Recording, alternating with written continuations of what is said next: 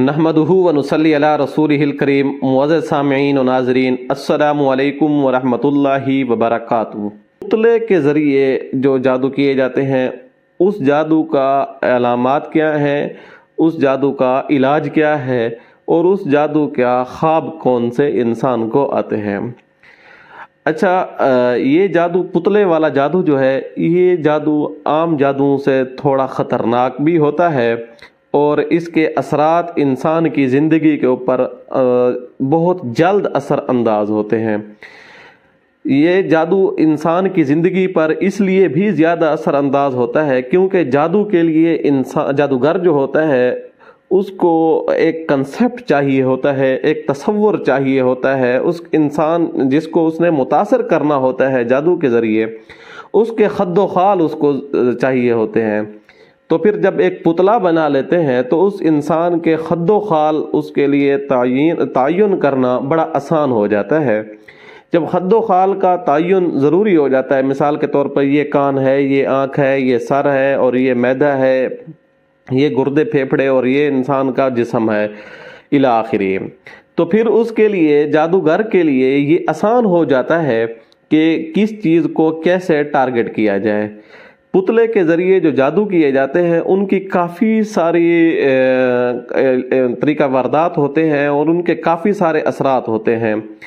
मैं कोशिश करूंगा इनके हर टॉपिक को अलग अलग बयान करूं, लेकिन आज का जो वीडियो है, इस वीडियो के अंदर जो भी जादू किया गया है पुतले के ज़रिए, जिस चीज़ को टारगेट किया गया है, जिस हिस्से को टारगेट किया गया है और जिस अंदाज में किया गया है, उसकी काट की जाए। बाकी बित तफसील अलग अलग भी इंशाल्लाह इसके ऊपर मैं कोशिश करूंगा काम करूं।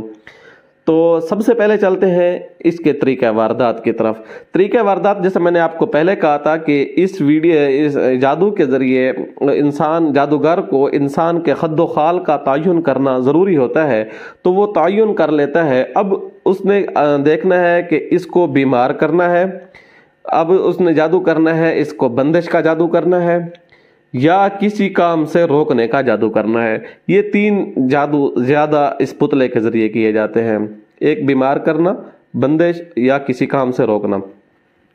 अब ये जादू बीमारी को किस नौयत की मुसल्लत की जाती है, मैं आपको एक मिसाल भी बताता चलूँ कि हमारे एक जानने वाले एक बहुत बड़े आलिम दीन, बहुत बड़े बुज़ुर्ग गुज़रे हैं हमारे इलाके के।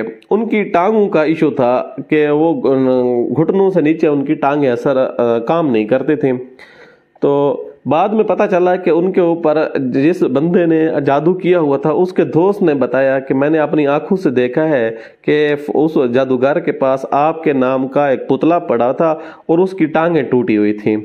तो अब देखें, उस आलिम दीन, उस बुज़ुर्ग की हमने जब से होश संभाला था, देखा तो बहुत बड़े नामी ग्रामी आलिम थे। तो अब वो फौत हो गए हैं, अल्लाह ताला उनको गरीक रहमत फरमाए।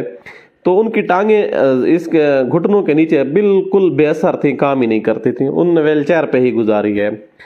तो ये जादू जो है, इस तरह जिस्म के ऊपर भी असर, सुइयाँ भी चुभोई जाती हैं, इसके मुख्तलिफ वारदात के तरीक़ाकार हैं। अब इन पुतलों को अपने पास रख के जादूगर इनके ऊपर रोज़ाना की बुनियाद के ऊपर पढ़ाइयाँ भी करते हैं। तो इनके ज़रिए सहरी शयातीन इंसान के ऊपर मुसल्लत हो जाते हैं। फिर वो सहरी शयातीन, ये होता है, सहरी शयातीन जब भेजते हैं तो उनका तरीक़ाकार इलाज वारदात होता है वो बंदिश के हवाले से या किसी काम को रोकने के हवाले से। ये दो, अगर बीमार करना होता है तो उसके लिए उसी बुत को, जो उस पुतला है, जो तस्वीर है, उसी को टॉर्चर करते रहते हैं। तो उस तस्वीर के ज़रिए इंसान के ऊपर उसके असरात मुरतब होना शुरू हो जाते हैं। अब इसका सबसे पहले ख्वाब बताता चलूँ। ख्वाब में उसको गहराइयाँ नज़र आती हैं, इंसान को नीची वाली जगह नज़र आती है। कभी वो देखता है कि खुद किसी कुएं के अंदर है, किसी गहरी खाई को देख रहा है, खाई वाली जगह है, या ऊपर से नीचे आ रहा है, चाहे वो सवारी के ऊपर है, गाड़ी के ऊपर है, पैदल है, ऊपर से नीचे आ रहा है, या ऊपर वाले मकान, दो मकान की, ऐसा मकान जिसके दो पोर्शन है, ऊपर वाले पोर्शन से वो नीचे आ रहा है, सीढ़ियों के ज़रिए से ही क्यों ना आ रहा हो। تو یا ایسے پکے راستے سے کچے راستے کی طرف آ رہا ہے یا گاؤں دیہاتوں کی طرف آ رہا ہے، تو یہ اس طرح کے عموماً اس کو خواب آتے رہتے ہیں۔ دیہاتی زندگیوں کو دیکھنا یہ بھی اسی کا حصہ ہوتا ہے۔ اب اس کی علامات کیا ہوتی ہیں؟ اس خواب والے، اس جادو والے انسان کے اوپر جو علامات مرتب ہوتی ہے اس جادو کی، وہ یہ ہوتی ہے کہ اس کی کن پٹیاں جو ہوتی ہیں یہ درد کرنا شروع کر دیتی ہیں۔ دوسرا یہ ہوتا ہے کہ اس کا دل جو ہے بھرا بھرا ہوا سا رہتا ہے، دل اچاٹ اچاٹ سا رہتا ہے، مطلب سینے کے اندر ایک تنگی اس کو محسوس ہوتی ہے۔ بعض دفعہ تو یوں ہوتا ہے کہ اس کو کسی کی بات ہی اچھی نہیں لگ رہی ہوتی، بعض دفعہ یوں ہوتا ہے کہ وہ چاہتا ہے کہ میں الگ رہوں، اس سے بعض دفعہ نہ چاہتے ہوئے بھی غصے کے جملے منہ سے نکل جاتے ہیں، غصہ اس کو آنا، بے جا غصہ آنا، یہ بھی اس جادو کی علامت میں سے ہے۔ باقی اس کی علامات اور بھی کافی ساری ہیں جس چیز کے اوپر انہوں نے متاثر کیا ہے، جیسے میں نے آپ کو ایک مثال کے طور پر ایک مولانا کا ذکر کیا ہے، اس طرح کی مثالیں بہت ساری ہیں۔ میں ان مثالوں کی طرف جاؤں تو بات بہت لمبی ہو جائے گی، ہم اپنے مقصد سے ہٹ جائیں گے، اس لیے میں ان مثالوں کی طرف، ان واقعات کی طرف، ان چیزوں کی طرف نہیں جانا چاہ رہا۔ کوشش کر رہا ہوں کہ مختصر ٹائم میں آپ کے خلاصہ دے سکوں۔ تو اگر آپ کو اس طرح کا کوئی علامات آپ مزید پوچھنا چاہتے ہیں یا آپ کے اوپر ہے تو آپ ہمارے نیچے دیے گئے نمبر پر واٹس ایپ پہ میسج کر سکتے ہیں، آپ کو موقع ملتے ہی جواب مل جائے گا انشاءاللہ۔ تو اب چلتے ہیں اس کے علاج کی طرف۔ اب میں نے علامات بھی بتا دی ہیں، اس کے خواب بھی بتا دیے ہیں، اب اس کا علاج بڑا آسان ہے اور بہت مختصر سا علاج ہے۔ اس کا علاج یہ ہے کہ آپ نے آیت الکرسی پڑھنی ہے، مشہور ہے، اس کا ہر بندے کو آتی ہے، ہر بندے کے لیے پڑھنا بھی آسان ہے۔ آیت الکرسی آپ نے پڑھنی ہے، جب لفظ پہنچنا ہے وَلَا يَؤُودُهُ حِفْظُهُمَا وَهُوَ الْعَلِيُّ الْعَظِيمُ، اس کو 72 مرتبہ پڑھنا ہے۔ جب آپ نے اس کو 72 مرتبہ پورا پڑھ لینا ہے، آیت الکرسی کو 1 مرتبہ اور اس لفظ کو 72 مرتبہ جب آپ پورا پڑھ چکے ہیں، پھر اس کے بعد آپ نے پڑھنا ہے قرآن مجید کی آخری 3 جو صورتیں ہیں، قُلْ هُوَ اللَّهُ أَحَدٌ، قُلْ أَعُوذُ بِرَبِّ الْفَلَقِ اور قُلْ أَعُوذُ بِرَبِّ النَّاسِ، ان کو آپ نے 11 مرتبہ پڑھ لیکن ہاتھوں کے اوپر دم کر کے پورے جسم کے اوپر ہاتھ پھیر لینے ہیں، اور اس کے بعد آپ نے پانی کی 1 بوتل اور تیل کی 1 بوتل کے اوپر بھی یہی عمل اگر خود کر سکتے ہیں تو بہت بہتر، نہیں تو جو بندہ متاثر ہے وہ کسی سے بھی کروا سکتا ہے، اپنی مسجد کے امام سے کروا سکتا ہے، گھر کے کسی فرد سے بھی یہ عمل کروا سکتا ہے۔ اب یہ عمل آپ نے اس انداز میں کرنا ہے کہ پانی کے اوپر اور تیل کے اوپر اکٹھا دم کرنا ہے، مریض کے لیے الگ بڑھائی کرنی ہے، یعنی 2 مرتبہ۔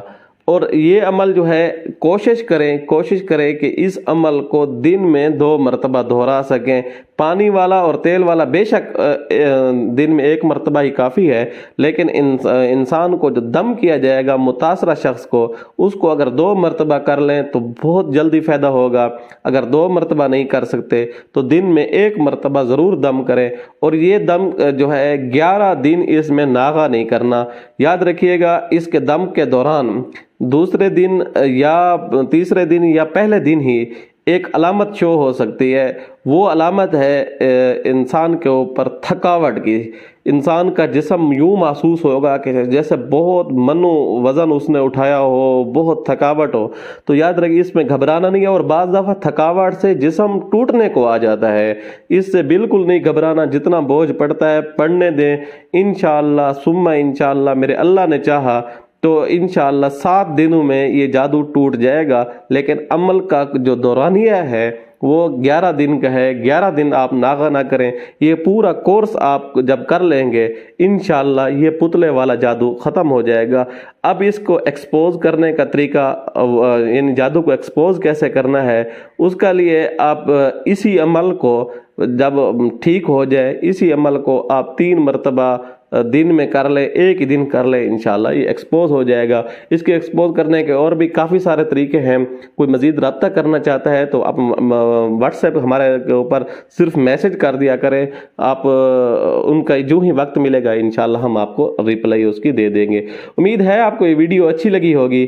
آنے والی ویڈیو تک کے لیے اجازت دیجیے گا، اللہ حافظ۔